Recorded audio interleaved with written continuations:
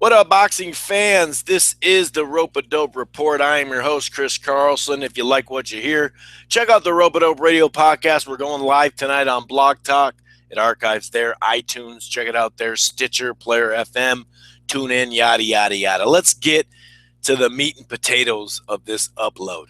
And that would be Kell Brook versus Errol Spence. It's official. It is 100% official. I'm going to preview the fight, talk a little bit about it from both sides. And, man, I got to say, it's in, what is it, Braemar Lane. It's a stadium there. Don't really know, you can look at the capacity number for it's a football, soccer for Americans that don't know what I'm talking about. It's a stadium, so we don't really know until they have, a boxing number for attendance. It's tough to say how they're going to set it up, and so I don't really know how much, if it's going to be 30,000, if it's going to be 35 or 25. Either way, it's going to be awesome, right? Outdoor fights, you got to love it. So this is a big fight. And I got to say, as far as on the schedule right now, there are a handful of fights that stand out to me, no doubt about it, right? Obviously, Anthony Joshua, I really want to see what he's able to accomplish against Vlad Klitschko. I'm very interested in that one because of some unknowns there, right? And what could be with Spence, or not Spence, but with Joshua, right? And there's a couple other fights that have been talked about that some of them are done. I mean, Kovalev Ward rematch potentially in June. That I'm looking forward to that. But as far as on the schedule right now, I'd say I'm most excited about this. I really am, man.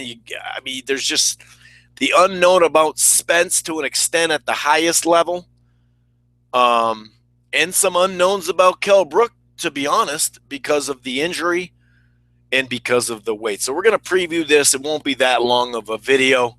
Just going to talk about the basics when it comes to this. And obviously, when you talk about Kell Brook, he's coming off a great performance in a loss. Now, the loss, of course, we know was to Gennady Golovkin. He went up in weight. 2 weight classes he skipped to fight him. And kudos to Brook for taking the fight. Eubank Jr. bailed on it. It definitely raised his profile. I mean, they were talking about it and arguing about it right at the presser today. So obviously it raised his profile. But it didn't just raise his profile because he took the fight.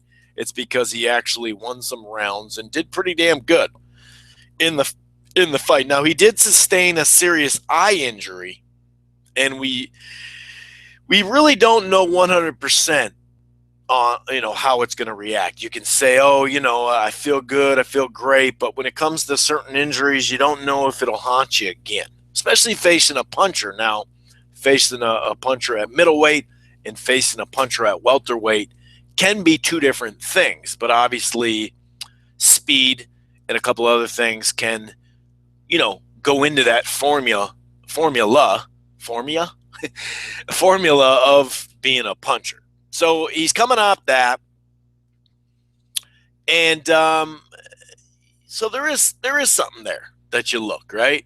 Now, obviously, with Spence, a couple years back, I think it was 2 summers ago, before the Porter and Broner fight, Mayweather was promoting that fight, and he let everybody in the welterweight know that, in the whole division, that this guy Spence is going to be the next. And he needs his shot. If you're going to fight me, you should fight him and try to, because then we know yada, yada, yada, right?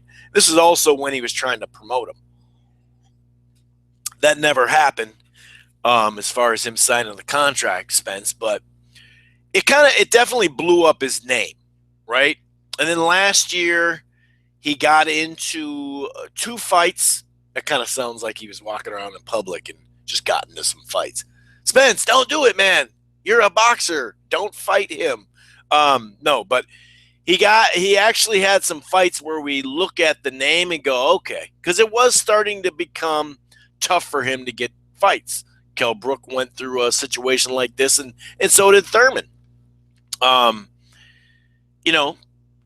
Without a belt on the line, it's a humongous risk with not a big reward. So a lot of people didn't want to fight him. So kudos for Kell Brook, for taking the fight, keeping his belt at 147. Otherwise, he would have had to vacate it. But we saw him against Algieri, and he just destroyed Algieri. We saw him against Leonard Bundu, who is definitely older fighter, though, faded, to an extent. Really don't know his peak. A lot of people just kind of hang on to him taking early punishment and then coming back and putting Thurman on his bike for the rest of the fight, whereas that wasn't the case. Actually, Bundu got some decent shots in, some hard shots in on Spence, but Spence concussion punched him. I mean, it was a wrap in that fight. So we actually got to see a little bit more proof in the pudding last year, but still, that's on the second tier of welterweights. It's not on the top level. So that's what makes this thing so interesting. Both guys have power for the weight class. Check. Both guys are athletic. Check. Both guys have hand speed. Check. I mean, it all just has the ingredients to be a fun, great fight with. To me, it's kind of a 50-50 fight in my mind. And I know that you can look and go, well, who has Spence fought? True. Very true. And that's why there's that unknown. When he gets hit, some people talk about a fight a short while ago in his career, earlier in his career, where he got hit, and a lot of people don't like the way he handled that. They thought they just thought he got a little erratic after it as well. He kind of ducked his head and whatnot. But yeah, there's no doubt about it until you actually, and that's why I don't like. I think you can make a strong argument that Kell Brook is the number one top welterweight. But it's just an argument. It's not a fact, right? And I'm big on that. I mean, a lot of people just thought Daniel Jacobs was going to get his head punched off in the third round. Look what happened there, right? So you know the proof is in the pudding. And for a lot of people to say, "Oh, he hasn't fought anybody," let's take a look at Kell Brook's resume now. Now he's fought somebody, but he's been a pro since what, 2004, I believe. It took him 10 years to get a Sean Porter fight. So this is a little over 4 years, and he's getting a Kell Brook fight for Spence. So, and I realized I just talked about how Spence, a lot of people didn't want to fight him or whatever. Not a big enough, reward for his risk. And injuries and politics played a part of why Kell Brook didn't get a fight either. Okay. I know he was signed with Devin Alexander a couple different times. He pulled out, Alexander pulled out, yada, yada, yada. But really, at the welterweight division, as far as a top level, top 5, top 6 guy, Kell Brook's only fought one guy, and that's Sean Porter. Right? Now, he should definitely get a lot of credit for it. He went on the road like Spence is doing.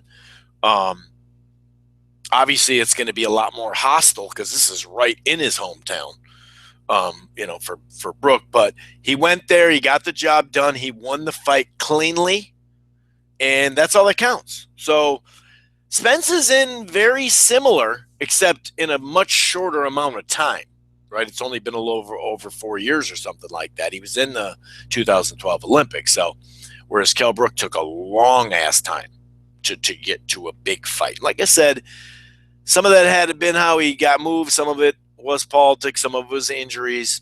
It all plays a part. It all plays a part. But there is unknown. I just don't think we could dig too deep into Spence's unknown because at some point you want to see a guy challenge a guy, right? Because to be honest with you, Al Heyman could have moved him in a different, sanctioning ranking. And they could have not even – and this is a tough fight for your first title fight.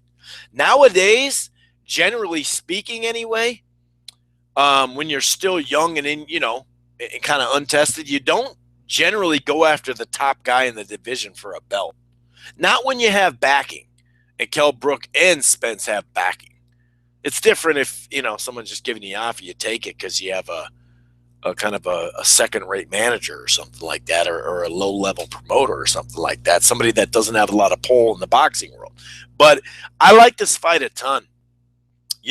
We've seen Kell Brook move more, right? We've seen him move more, whereas Spence seems to want to come forward a lot. Now, he's not going to go Golovkin on the set, right? Like he did against Kell Brook and just steam forward. But he likes to be there, and and he hasn't shown great head movement, Spence. Now, that's not to say what I have seen, though, is him get hit by some punches and then adjust and not get hit by those punches, right? And for Brook, we've seen him come forward against lesser opponents. We've seen him just on his back foot and in the middle of the ring and on his back foot against Porter and Golovkin. And he's got really good combinations. Like I said, though, the way he dictated that Porter fight was pretty damn impressive. The jab, the hand speed, sometimes a combo, sometimes just one punch at a time, and then the clinch. I mean, the clinch was huge, and I expect him to be able to get away with clinching more than maybe other fighters in this fight because, he is at home. Now, you could make the argument, though, that he got away with it on the road. Yeah, sure, that wasn't in Ohio, in the actual hometown, but still, it was not his hometown. It wasn't his country, right? Kell Brook. So some people think that had, Porter being able to not been held and the ref called it, that could have been a different fight. But I always say, you go off how the refs. It's no different than any other sport. If they're calling ticky-tack falls, then you got to play it like that. If they're letting you kind of play and rough each other up, then you play it that way. Usually you see the established way they're going to call a fight. Not necessarily the scorecards, but definitely the ref. You tend to see that. And I wouldn't doubt if Kell Brook gets the benefit of the doubt when it comes to that. But obviously, Spence is not Porter coming forward with like reckless abandonness. You know what I mean? He doesn't just come forward just flying face first. You know what I mean? He doesn't get so close that he smothers his own work. And that's what Porter does. I've seen him get a little wide on offense, Spence. I've seen Kell Brook get wider, to be honest with you. I don't know who has the better defense, to be honest with you. I guess I would lean Kell Brook because of his feet, and we've seen him be on the move more. But that's not to say Spence can't fight that style. Even today, he said, don't run then. Spence said that to Kell Brook. Don't run. Be in the middle of the ring then. If you're going to, hit me with one of his, what he called them, the chocolate brownies. That's what he calls his fist, which is kind of goofy. I don't know. You know what I mean? My guess is he's not just going to slug it out. Now, Kell Brook could get a big head, and think, well, dude, I was in there with Golovkin. I took his shots, and I didn't go down.